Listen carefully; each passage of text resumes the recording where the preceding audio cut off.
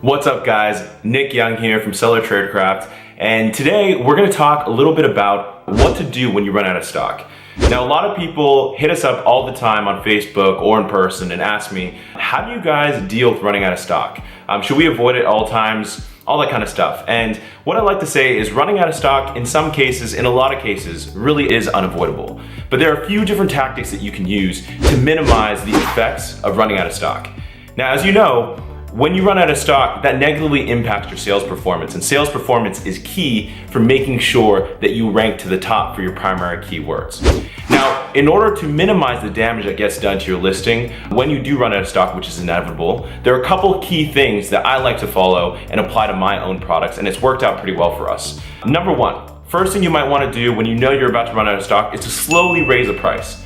Now, a lot of people say that this impacts your conversion rates, and that's certainly true. So make sure you don't get too crazy. Raise it by $1 to $3. Try to make more margin and slow down the sales just a little bit so you can keep that tide over. And make sure you anticipate stockouts before it happens.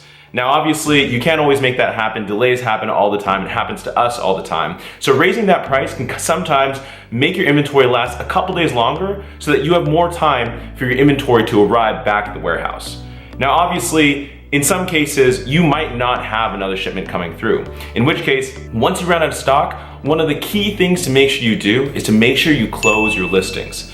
Now, there's no structural exact data to prove this, but we've figured out anecdotally that when we close our listings, it tends to not hurt our listings as much when we do run out of stock.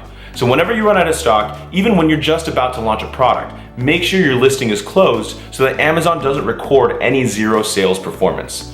Anytime your listing is activated and you have zero inventory, to Amazon that registers as 0 sales per day. And it's gonna be really hard for you to break out of that sales performance history. So closing that listing helps minimize the damage to your listing when you do run out of stock, which, as I mentioned before, is always inevitable at some point in time. Now, once your stock comes back into the Amazon warehouse, what we like to do is we like to specifically raise our PPC budgets and bids for specific keywords that convert really well by at least 25 to 30%. Now, this is our third strategy.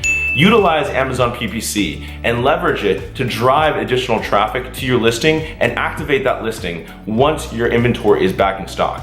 This is a really easy way to pay for initial traffic up front. Wait 7 to 14 days, see how that works for your listing. If you're starting to go back and creep up in rank, it's gonna take at least 10 days for your listing to even get close to what it was normally before. Now, in addition to that, you should try to make sure that you order just enough inventory to maybe do some targeted giveaways. Use a tool like Zonjump, Viral Launch, and use those tools to strategically target secondary keywords or primary keywords that are really relevant and that you used to rank for on the first page. If you do a giveaway for over 8 to 9 days for some keywords, it's gonna make it a lot easier for you to rank and stick for the first page in conjunction with doing aggressive PPC advertising. Now, once your listing is back to where it was, it's close to that ramp up stage, then start to slowly reduce your bids by 10% week over week and see where you go from there.